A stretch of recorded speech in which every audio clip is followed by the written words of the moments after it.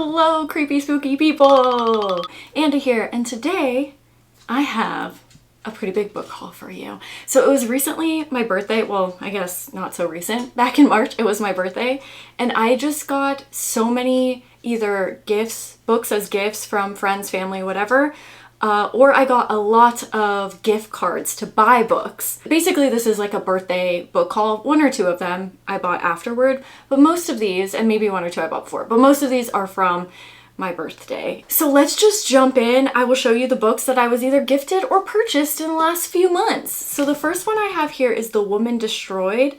I'm not exactly sure how to pronounce her name. I probably should have looked it up, but Simone something.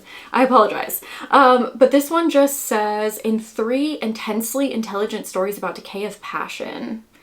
This author draws us through the lives of 3 women, all past their first youth, all facing unexpected crisis. Actually, that's all it says. And then there's just like a little bio of the author. So yeah, all I know about this was that it's about 3 separate women, but the cover looked intriguing and I wanted to read it. So I got that guy. Next up here, I got the Hacienda by Isabel Cañas. I'm very excited. I think this is the writer of The Exorcist, or The Possession of Alba Diaz. No? I think so. Okay, so this just says on the back here, in the aftermath of the Mexican War of Independence, a young woman is certain that her wealthy new husband and his remote estate will save her, but something sinister lurks within the hacienda's walls. During the overthrow of the Mexican government, Beatrice's father was executed and her home destroyed. When her husband protests, Beatrice ignores the rumors surrounding his first wife's sudden demise, choosing instead to seize the security that his estate in the countryside provides. She will have her own home again, no matter the cost. But Hacienda San Isidro is not the sanctuary she imagined. When Rodolfo, her husband, returns to the capital, visions and voices invade Beatrice's sleep. The weight of invisible eyes follows her every move. Rodolfo's sister, Oana, scoffs at Beatrice's fears. That's my cat. But why? Oh, yeah, there she is. But why does she refuse to enter the house at night? Why does the cook burn copal incense at the edge of the kitchen and mark the doorway with strange symbols? What really happened to the first wife? Beatrice only knows 2 things for certain. Something is wrong with the hacienda and no one there will save her. This sounds so unbelievably good. I feel like this will be maybe a summer type of book. I don't know, but I'm gonna have to read this soon because this just sounds great. Desperate for help, she clings to the young priest as an ally. No ordinary priest. He will have to rely on his skills as a witch to fight off the malevolent presence haunting the hacienda and protect the woman for whom he feels a powerful sudden attraction. Come on, this sounds wonderful. But even he might not even be enough to battle the darkness. Far from a refuge, San Isidro may be Beatrice's doom. This sounds fantastic. Oh my gosh, that sounds so great. And then next up, I got Into the Drowning Deep by Mira Grant. It says, the ocean is home to many myths, some are deadly. 7 years ago, pronounce that. A ship, okay? This ship set off on a voyage to the Mariana Trench to film a mockumentary bringing to life ancient sea creatures of legend. It was lost at sea with all hands. Some have called it a hoax, others have called it a tragedy. Now a new crew has assembled. Some seek to validate their life's work. Some seek the greatest hunt of all. Some seek the truth, but for the ambitious young scientist Victoria Stewart, this is a voyage to uncover the fate of the sister she lost. Whatever the truth may be, it will only be found below the waves. Okay, I'm gonna have to read this immediately. I freaking love ocean books. This sounds so creepy. This might be a good summer one, huh? Oh, man, that sounds so good. Okay. Next up, I actually own both of these, but these are Jane Austen's Pride and Prejudice and Emma. The ones that I have are Emma. I have like a really big bulky copy, and then Pride and Prejudice, I have an old kind of coming apart copy that I got from a used bookstore for like $1 or $2. So I was like, you know what? I'm just going to repurchase the cheap versions. I think These were on Amazon for like $4 or something like that, $5. So yeah, I ended up getting these. I really want to read these sometime in spring, so I'm hoping I can get at least to one of these. But this guy, Pride and Prejudice, just said, with its light and bright sparkling dialogue, its romantic denouncement, and its lively heroine, Pride and Prejudice is Jane Austen's most potential popular novel. The love story of Elizabeth Bennet and Fitzwilliam Darcy, who misjudge, then challenge, and change each other, is also a novel about the search for happiness and self-knowledge in a world of strict social rules where a woman must marry well to survive. And then Emma, it says, although described by Jane Austen as a character, this is a quote, whom no one but myself will much like, the irrepressible Emma Woodhouse is one of her most beloved heroines. Clever, rich, and beautiful, she sees no need for marriage but loves interfering in the romantic lives of others until her matchmaking plans unravel with consequences that she never expected. Jane Austen's novel of youthful exuberance and gradual self-knowledge is a brilliant, sparkling, comic masterpiece. I actually have not read either of those, so very excited to read those. I mean, I say that every time, every book haul. I'm like, yeah, duh, that's why you got them. Of course you're excited to read them all. The next one I have is The Great God Pan. This is by author Mackin? I don't know. It says, oh, there's a quote from Stephen King on here. One of the best stories ever written, perhaps the best in the English language, Mr. King. It says, when Mr. Clark goes to meet his friend Dr. Raymond, he is unsure of the events he would observe. In pursuit of what Raymond refers to as transcendental science, the doctor plans to make a small incision in a woman's brain, allowing her to look beyond the world of the senses into a place where, according to Raymond, the great god Pan can be seen. Despite the experiment's apparent failure, this will not be Clark's final encounter with the macabre. Years later, Clark hears of a woman named Helen Vaughan, who is claimed to be responsible for a number of inexplicable and fatal occurrences. From London to the Americas and back, this terrible seductress, whom Clark believes is not fully of this world, left a trail of suicides and disappearances. Come on. That sounds so good. When was this written? I thought this was an older book. The original text was published in 1894. And then this one, Motherthing by Ainsley Hogarth. This was actually one of the recommendations or one of the options for book club last month. And I ended up actually reading this month 3 out of the 6 options for book club. And this one, I already read this one. But you guys recommended it. I've seen this one around a lot. And then I was like, you know what? I'm gonna give it a read. So it said, she's dead in the basement and she's refusing to leave. When Ralph and Abby Lamb move in with Ralph's mother Laura, Abby hopes it's just what she and her mother-in-law need to finally connect. After a traumatic childhood, Abby is desperate for a mother figure, especially now that she and Ralph are trying to become parents themselves. Abby has just so much love to give. To Ralph, to Laura, and to Mrs. Bondy, her favorite resident at a long-term care home where she works. But Laura isn't interested in bonding with her daughter-in-law. She's venomous and cruel, especially to Abby, and life with her is hellish. When Laura takes her own life, her ghost starts to haunt Abby and Ralph in very different ways. Ralph is plunged into depression, and Abby is terrorized by a force intent on destroying everything she loves. To make matters worse, Mrs. Bondy's daughter is threatening to move her from a care home, leaving Abby totally alone with everything on the line. Abby comes up with a chilling plan that will allow her to keep Mrs. Bondy, rescue Ralph from his tortured mind, and break Laura's mold on the family for good. All it requires is a little ingenuity, a lot of determination, and a unique recipe for chicken a la king. I have no idea what that is. But anyway, I ended up reading this one. I will talk about that in the next video. The next video will be my wrap up for the month. And then I got 2 new Tess Gerritsen books. Whoa, is anybody fucking surprised? I love her. So this one is called The Bone Garden. It's yeah, I don't know. It looks really cool. You probably can't see, but there's like a little skull under this bench here. And this just says, present day, Julia Hamill makes a horrifying discovery on the grounds of her new home in rural? I'm gonna learn this word once and for all. Rural. In a place that's not near other places in Massachusetts. A skull buried in the rocky soil. Human, female, and according to the trained eye of the Boston medical examiner, Maura Isles, Wait, I'm so confused because this isn't part of the Rizzoli Isle series. What the fuck is this? Scarred with unmistakable marks of murder long ago. Boston, 1830. To pay for his education, medical student Norris Marshall has joined the ranks of local resurrectionists, those who plunder graveyards and harvest the dead for sale on the black market. Norris now finds herself the prime suspect in a series of grisly murders, joined by a sardonic young man named Oliver Wendell Holmes. Norris sets out to prove his innocence and track down a maniacal friend. Oh, fiend, not friend.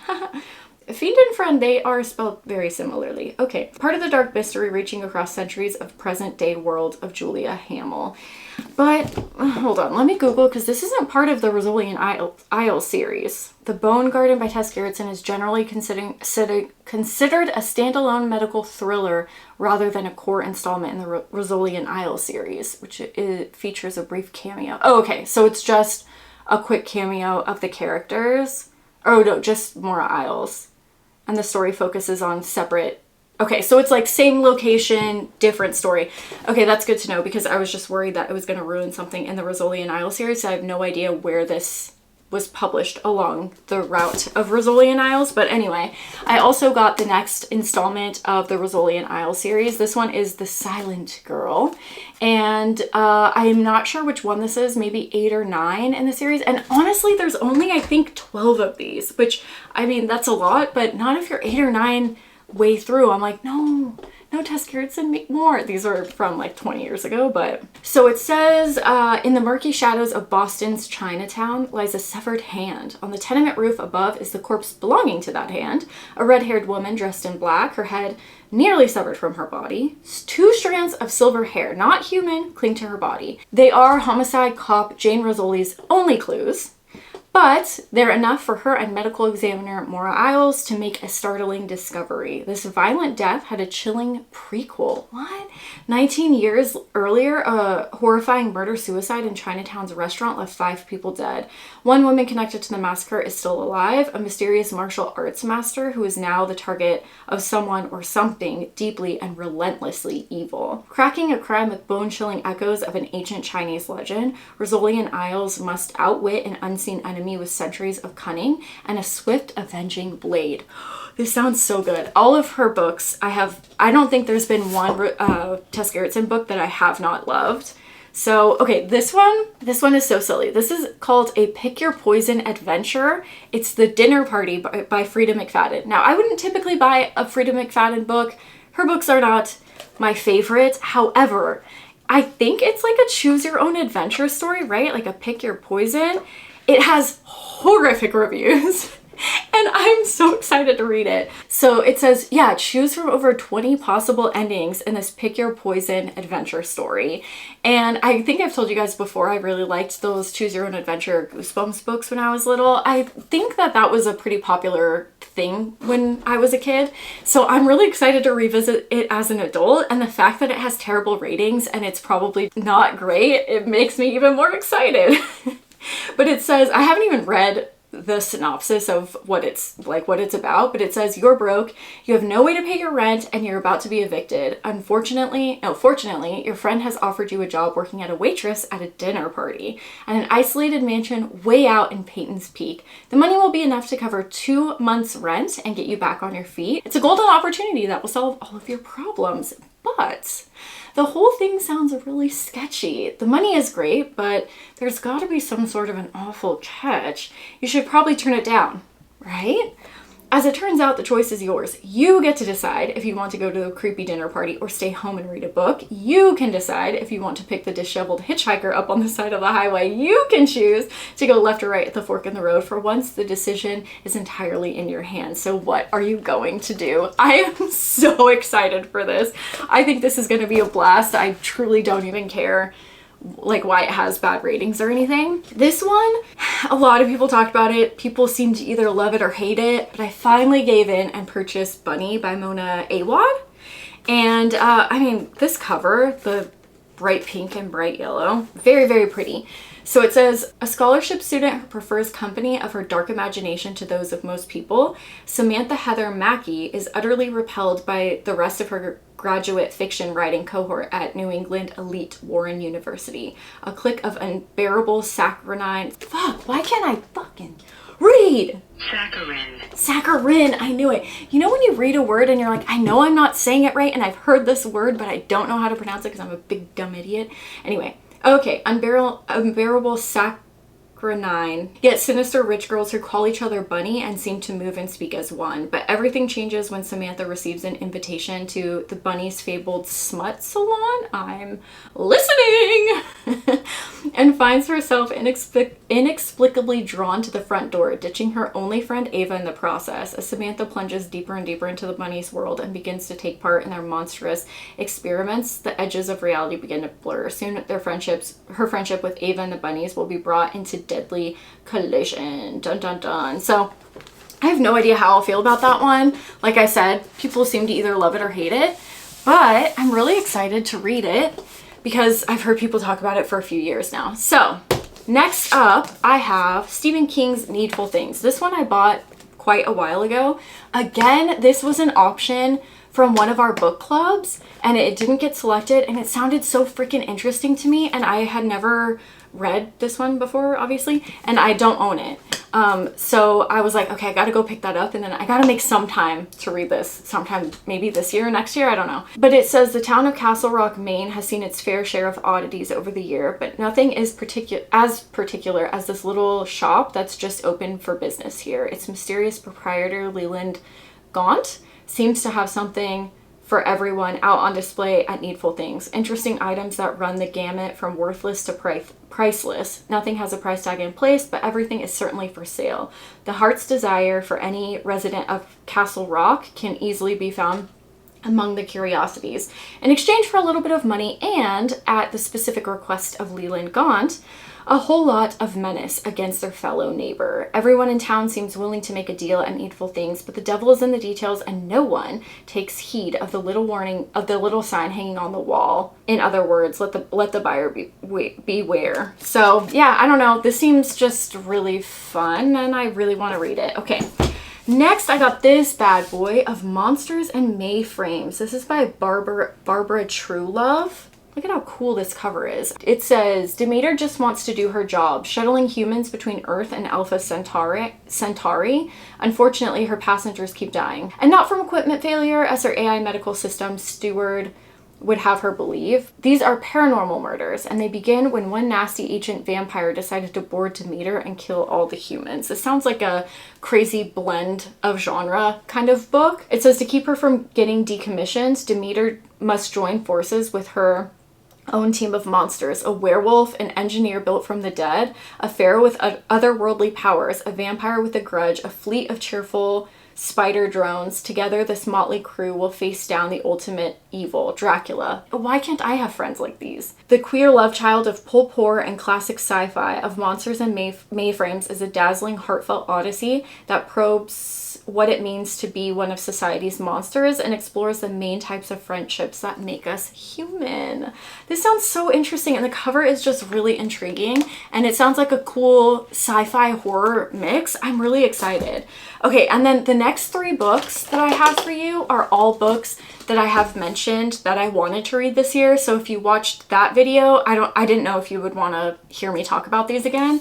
But the first one that I picked up was The Caretaker by Marcus, and you guys let me know that his last name is pronounced Cleaver. That is the coolest last name anyone's ever had. Anyway, this bad boy just says, exciting opportunity, caretaker urgently needed, 3 days of work, competitive pay, serious applications only. Macy Mullins can't say why the job posting grabbed her attention. It had the pull of a fisherman's lure, barbed hook and all, vaguely ominous. But after an endless string of failed job interviews, she's not exactly in a position to be picky. She has rent to pay, groceries to buy, and a younger sister to provide for. Besides, it's only 3 days work, 3 days, cooped up in a stranger's house, surrounded by Oregon coast wilderness. What starts as a peculiar side gig soon becomes a waking nightmare. An unspeakable evil may dwell on the property, and Macy Mullins might be the only thing standing between it and the rest of humanity. Follow the rights, follow the rights, follow the rights. Maybe I already read this and maybe I'm already gonna have a wrap up for you in the next video. I probably will not have the physical copy of this book because I am immediately giving it to my best friend to read because I gotta know what he thinks about it. But yeah, let me know if you guys have already read that, how you feel about it, and I'll tell you my feelings in the next video. And then I also picked up Japanese Gothic by Kylie Lee Baker. This, again, this fucking cover is so beautiful. I haven't read this one yet, but this one says, in the lyrical, wildly inventive horror novel interwoven with Japanese mythology, two people living centuries apart discover the door between their worlds. October 2026. Lee Turner doesn't remember how or why he killed his college roommate. The details are blurred and bloody. All he knows is that he has to flee New York and go to the one place that might offer refuge. His father's new home in Japan, a house hidden by sword ferns and wild ginger. But something is terribly wrong in the new house. No animals will come near it. The bedroom window isn't always a window. And a woman with a sword appears in the yard when night falls. October 1877. Sen is a young samurai in exile in a house behind the sword ferns. A monster came home from war wearing her father's face, but Sen would do anything to please him, even turn her sword on her own mother. She knows the soldiers will soon slaughter her whole family when she sees a terrible omen, a young man who appears outside her window. One of these people is a ghost. Oh, I just got chills. One of these people is a ghost, and one of these stories is a lie. Something is hiding beneath the house of sword ferns, and Lee and Sen will soon wish they'd never unburied it. I have goosebumps. Do you see my goosebumps? Ooh, that gave me the creeps. Okay, I will say before we get into it that this book, The Caretaker, like really did creep me out. So I am in the mood for just really good creepy horror books. If you have any recommendations for creepy horror, let me know. And then the last book that I purchased is the mother of all books.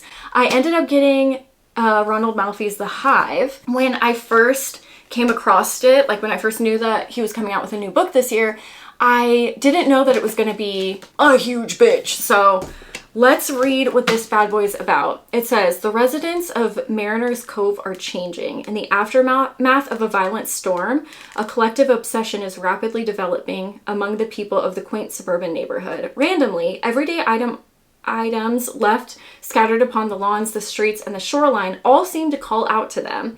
There is an item for almost everyone, and each item has a certain hold over a person who finds it, a hold that soon turns into unwavering infatuation. They hide their items from each other, obsess over them, and they will do anything to protect them. The collective hum of bees' wings. A young boy finds himself the possessor of a strange and inexplicable power. Is the arrival of the power linked to the increasingly odd and dangerous behaviors of the residents of Mariner's Cove? Has he been granted this power in order to thwart whatever is about to happen in his small bayside community, or is there a more sinister purpose? All hail the dragon, all eyes are on him. The residents of Mariner's Cove are watching. They move as one, like a solitary organism, and will do anything to succeed in their single-minded purpose. They will not be stopped. Tell me that does not sound just fantastic. Anywho, let's see how many pages we got in here. Just under 800 pages. So quite a large, I'm pretty sure Ronald Malfi's largest book yet. So very excited for all of those books. I cannot wait. I can't wait. Speaking of which, we will be, that just reminded me looking at it, we will be going back to House of Leaves. So we'll have a House of Leaves live stream in mid-May. And that one will be going over chapter 13, 14, and 15. So if you guys are reading along, we're picking back up the House of Leaves stuff. And then I'll let you know what our next book club is very soon. Those are the books that I got for my birthday. I am very grateful for all of these wonderful books, and I'm really excited to read each and every one of them. Thank you so much for watching, and I will see you soon with my April reading wrap-up. Bye, everyone!